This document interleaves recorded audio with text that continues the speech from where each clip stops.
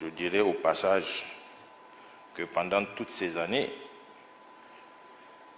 nous n'avons pas vu la CEDEAO.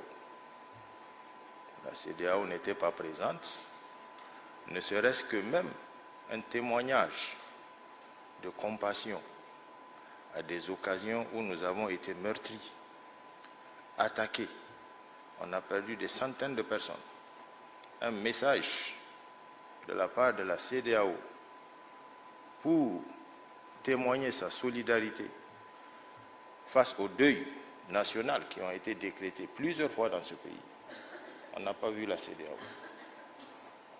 Nous sommes tout à fait étonnés de voir l'empressement par lequel la CEDEAO arrive à mobiliser les troupes pour vouloir attaquer le Niger. C'est d'abord empêcher tout ravitaillement au Niger, empêcher que la vie se passe au Niger, parce que c'est de ça qu'il s'agit. On essaie d'asphyxier les Nigériens pour que les Nigériens se soulèvent contre cette junte. Mais malheureusement, le résultat, vous l'avez tous remarqué, vous l'avez tous constaté. Nous avons, avec cette population, décrié et nous continuons à décrier ce caractère, ces sanctions iniques et cyniques contre le peuple nigérien. Le Niger, c'est un corridor essentiellement du Bénin qui nous permet de nous ravitailler. Nous sommes sans littoral. Malheureusement, le lendemain du coup d'État, ce corridor a été fermé. Nous avons des centaines de camions qui étaient sur ce corridor ce jour-là, avec beaucoup de produits, entre autres pharmaceutiques, alimentaires, des produits frais, commandés par les opérateurs économiques nigériens qui devraient rentrer par la frontière. Mais on n'a pas été compris. Automatiquement, la frontière fermée. Et aujourd'hui, je vous dis, des centaines de camions, des centaines d'opérateurs économiques ont perdu leurs biens à cause de cette situation. Mais ils continuent toujours à supporter cette junte-là, pour laquelle c'était à haut sur le baudet. Les gens ne comprennent pas. Avec l'illusion démocratique qui a été entretenue par le régime déchu, montrant à la face du monde que tout est bien dans le meilleur des mondes possibles au Niger. La communauté internationale a manqué de discernement par rapport à cette situation. Nous avons juste voulu nous expliquer le 27 juillet pour que les gens comprennent en réalité qu'est-ce qui se passe au Niger. Cela n'a pas été le cas.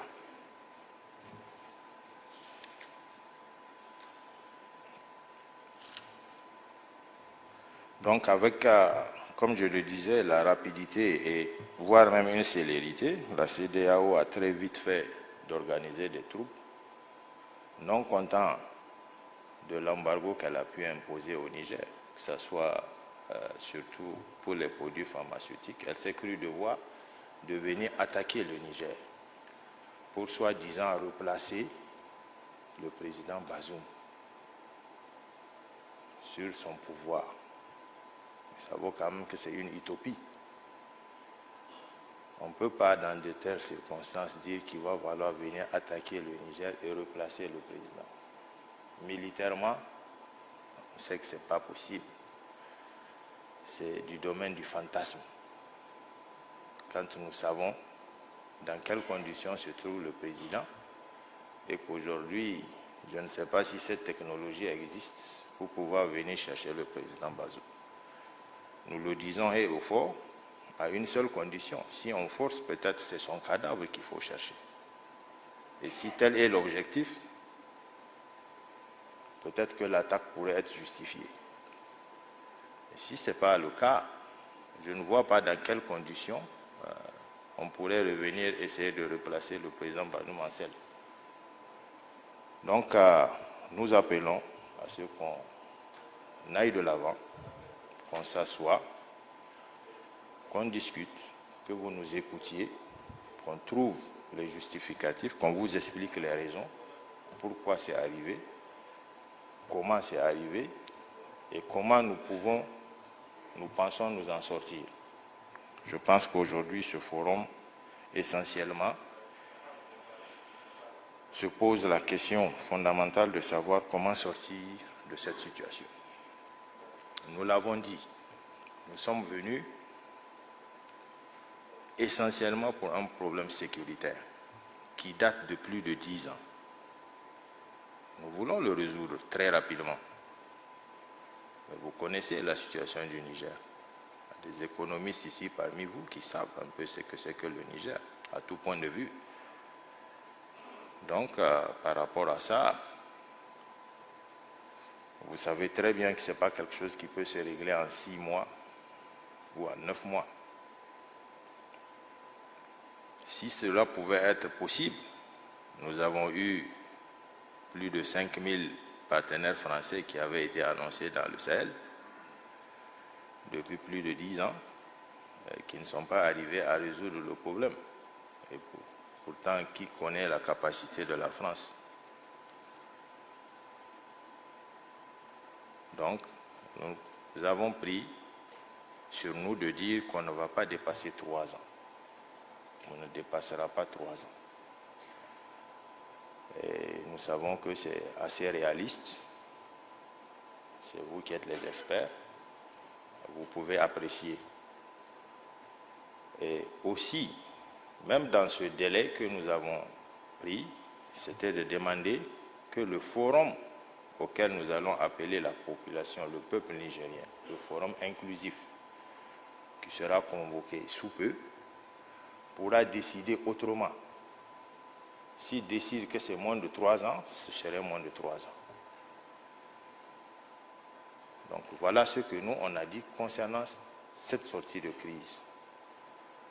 Maintenant, on s'est fixé un délai. Nous voulons, en réaction, que la communauté internationale nous accompagne, mais pas de continuer à imposer ces sanctions qui sont vraiment d'une autre nature sur le Niger. Imaginez un pays enclavé, un pays qui ne dispose pratiquement pas de grandes industries manufacturières. Même les produits pharmaceutiques sont obligés. On est obligé de les commander ailleurs. Et malheureusement, tout ceci ne vient pas par le canal habituel. Donc il y a des restrictions et il y a des difficultés qui arrivent. Et aujourd'hui, ces difficultés auxquelles nous sommes confrontés s'ajoutent à un problème d'électricité de tout le temps. Une partie de l'électricité est fournie par le Nigeria, il ne faut pas se voiler la face. Du jour au lendemain, le Nigeria coupe l'électricité. Alors qu'en réalité, chaque mois, le gouvernement nigérien paye sa facture d'électricité au Nigeria. Chaque mois. Donc on ne comprend pas dans cette dynamique de quel droit peut s'arroger le Nigeria de couper l'électricité au Niger. Imaginez un peu le nombre de morts que cela a pu causer dans les hôpitaux nigériens avant qu'on ne puisse se saisir de cette problématique. Donc c'est un peuple résilient qui est là-bas, qui attend d'être compris, qui attend que les amis du Niger, parce que c'est de ça qu'il s'agit, puissent venir essayer de le sortir, essayer de l'aider à sortir de cette situation, au lieu de l'y contraindre. Nous, à notre niveau, nous sommes résolument engagés à essayer d'apporter un peu de lueur d'espoir à ce peuple. Ne serait-ce que sur le plan sécuritaire, parce que c'est ce que nous savons faire le mieux. Et que nous savons, avec les moyens dont on peut disposer, qu'on peut résoudre ce problème. On n'a pas besoin, justement, que des troupes viennent au Niger pour essayer de combattre ce djihadisme. On a vu les limites de ces engagements. Donc nous pouvons prendre sur nous aujourd'hui de résoudre ce problème-là, fondamentalement. Nous sommes dans une alliance que nous pensons, nous étions dans les mêmes classes. Nous avons échangé sur beaucoup de thématiques avec eux. Souvent, ceux qui viennent peut-être nous porter la coopération étaient moins classés que nous dans ces écoles-là. Mais nous ne pouvons pas insérer notre sécurité dans leurs mains. C'est fondamentalement impossible. Et nous devons aussi comprendre que vraiment la sécurité des Africains dépend des Africains. Personne ne peut venir nous apporter cette sécurité. C'est vraiment le message que le Niger voulait vous transmettre en cette matinée où vous lui avez donné l'occasion de parler. Nous sommes à notre 5e coup d'État. 5e. Ce n'est pas de gaieté de corps qu'on a interrompu le processus démocratique. Ce que nous savons faire, c'est le métier des armes. Mais quand après 10 ans d'observation, au lieu que la situation, le remède soit efficace, c'est plutôt la maladie qui gagne du terrain. Cette rébellion, cette insurrection était circonscrite à des parties bien particulières du territoire ou de l'espace sahélien. Et aujourd'hui, malheureusement, à notre corps défendant, après 10 ans de lutte, on se rend compte que ça a gangréné tout le Sahel pratiquement et c'est en train d'arriver sur le golfe du Guinée. On a très vite dit à ces pays de s'organiser. Organisons-nous pour faire face à cette insurrection, à ce terrorisme. Dans cette organisation, personne n'a répondu, je le répète. Personne. On n'a jamais vu une force de la CEDEAO venir nous prêter main forte. Et pourtant, Dieu seul sait combien d'occasions se sont présentées pour que cette solidarité qui nous réunit ici soit manifestée, et manifestée de la plus belle des manières. Mais pour très vite organiser des troupes et venir attaquer le Niger, on en a vu. En moins d'un mois, un balai aérien, des troupes amassées à la frontière, prêtes à en découdre.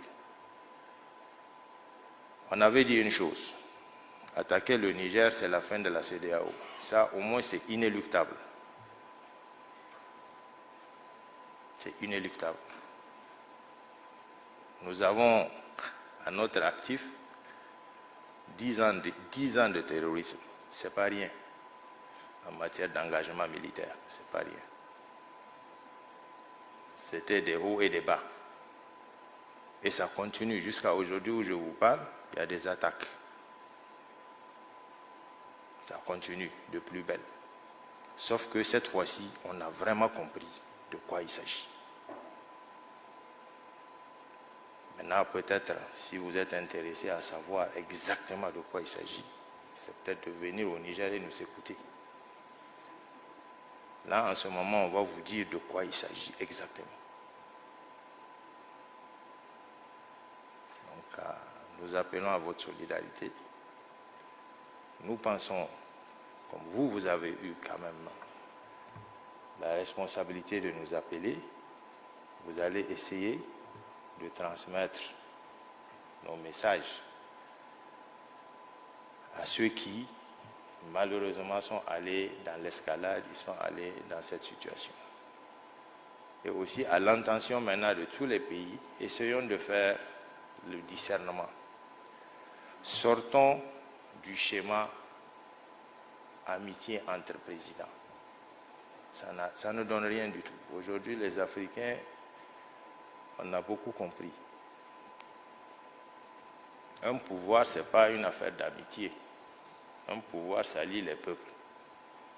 Ça lie les gouvernements. Ça ne lie pas les amis.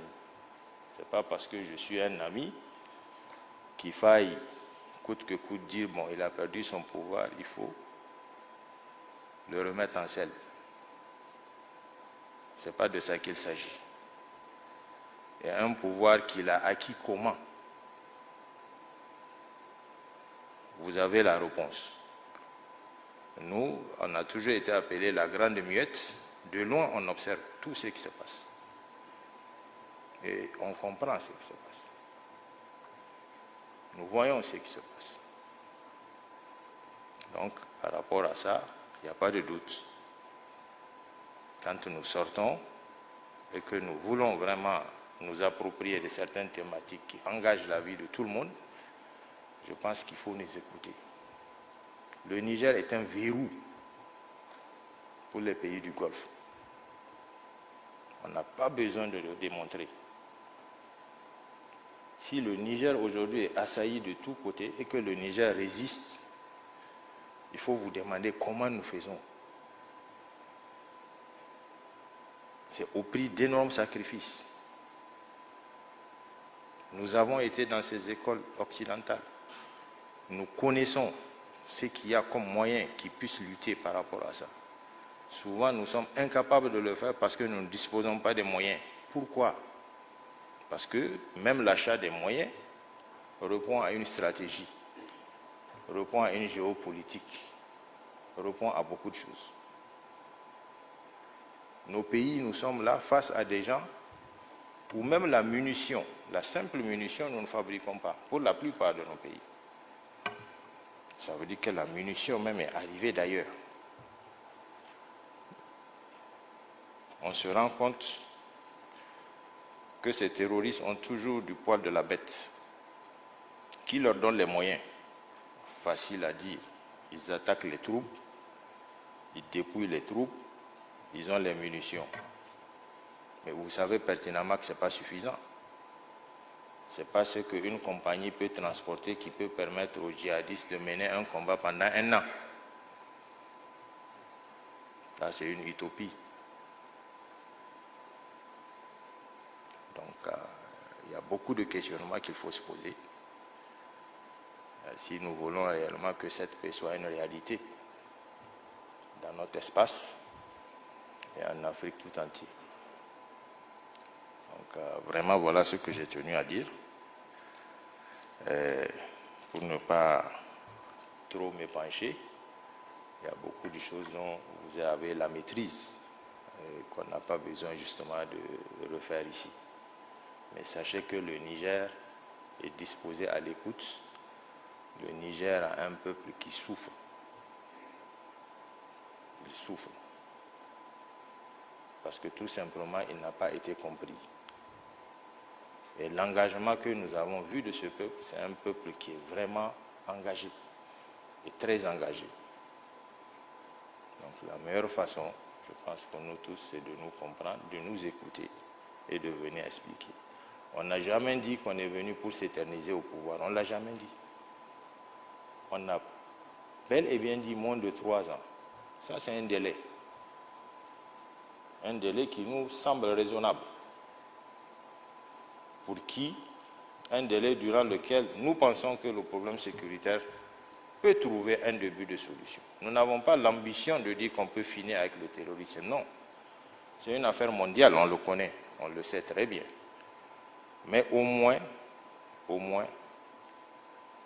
nous pouvons apporter un peu de lueur d'espoir à cette population. Aujourd'hui, imaginez toute la bande sahélienne. Pratiquement, la population a été paupérisée. D'abord qu'elle n'avait rien. Et maintenant, c'est des milliers et des milliers de têtes de bétail. La seule économie à laquelle ils s'accrochent est perdue. C'est le bétail. Chaque matin que vous entendez, c'est des centaines de têtes de bétail qui sont ravies par les terroristes et qui disparaissent. Donc, c'est des entrepreneurs de guerre qui sont là. C'est des bandits qui sont là, qui ne cherchent qu'à s'enrichir en réalité. On vous parle de la zone de 3 frontières. Nous avons la cartographie de la zone de 3 frontières. Nous savons ce qu'il y a là-bas.